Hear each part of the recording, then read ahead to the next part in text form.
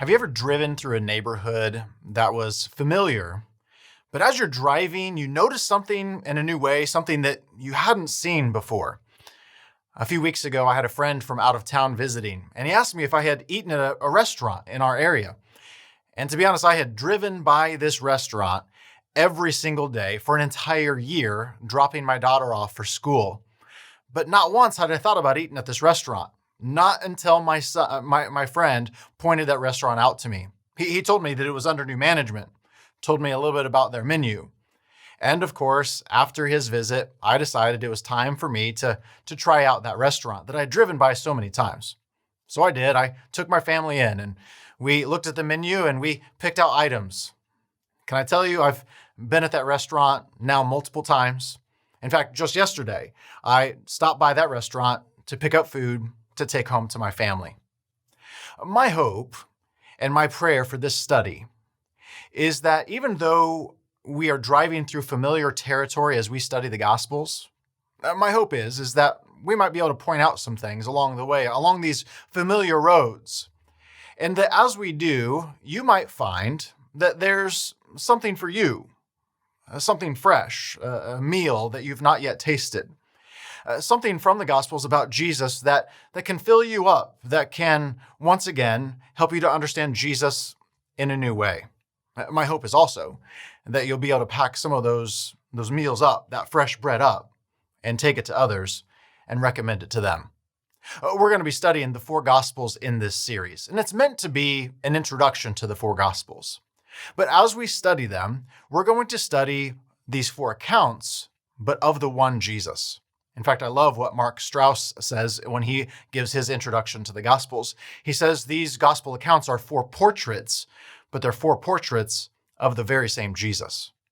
Here at Ozark Christian College, we have a saying, and that saying is that who we teach you to love is more important than what we teach you to know. And I pray that as you study the Gospels, that it's not just how much you come to know about the Gospels, but it's how much you come to know Jesus through the Gospels. So we want to use the Gospels to see Jesus. And as we do, let me talk just a moment about methodology. Because as we do, we're going to recognize that, yes, we have four Gospel accounts, and we're going to compare these four Gospel accounts horizontally. We're going to recognize that three of these Gospels are what have been called the synoptics. And these three Gospels see Jesus in a very familiar way. The stories they tell and the way they tell them, they're very similar. Thus this word synoptics, which means to see with the same eye or to see the same. And then you have John's Gospel that is added to that as a fourth account.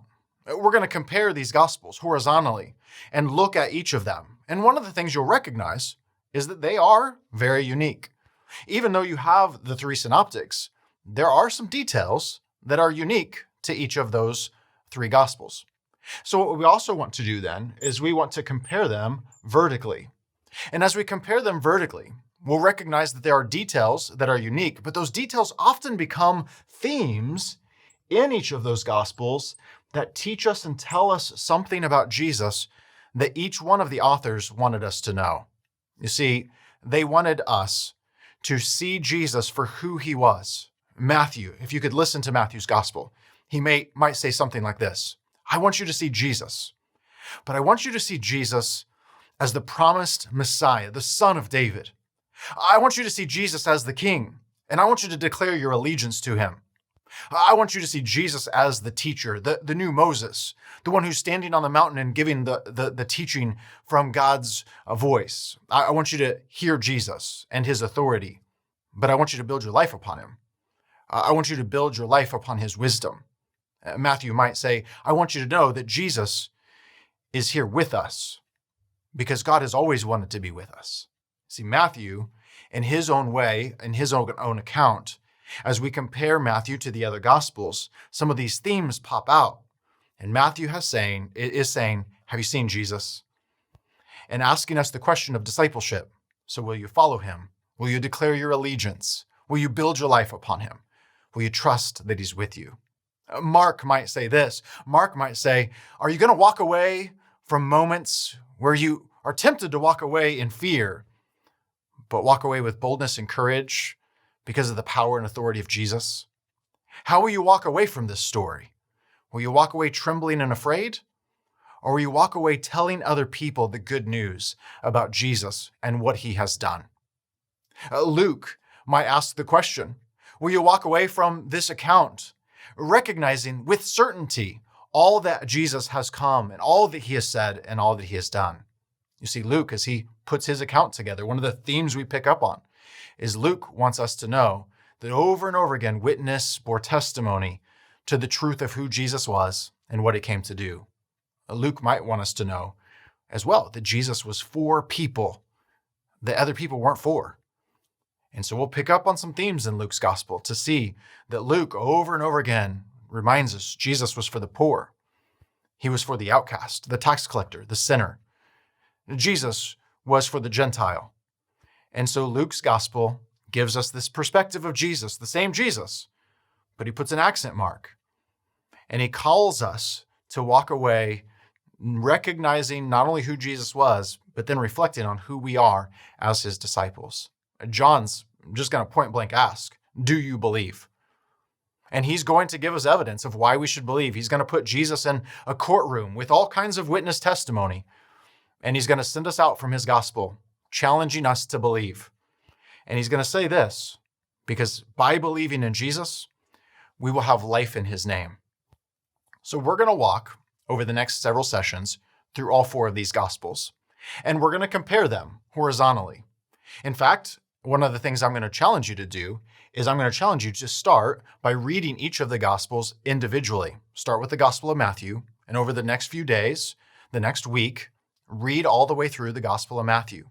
And notice some of the unique aspects, some of the distinctives that Matthew has. Pick up on some of the themes. Maybe as we get further into our study, you can start to compare some of the unique things, but also some of the similar things in each of these gospels. But start with the book of Matthew. Here's how I want to close. Anytime I come home from a trip away from my family, and something has happened at home, all four of the family members in my household come up and they give me unique details of that same event that took place. But oftentimes that event is good news. And I love hearing the different perspectives of each of those four members of my household as they tell me the good news of what has happened since I've been away. That's what the Gospels are doing.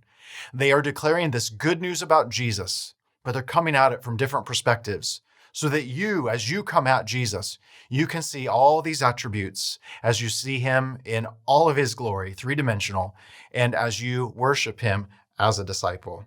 That's my prayer. As we dive in, that you can sit at the feet of Jesus like Mary, that you can declare like Peter, Jesus, you have the words of eternal life.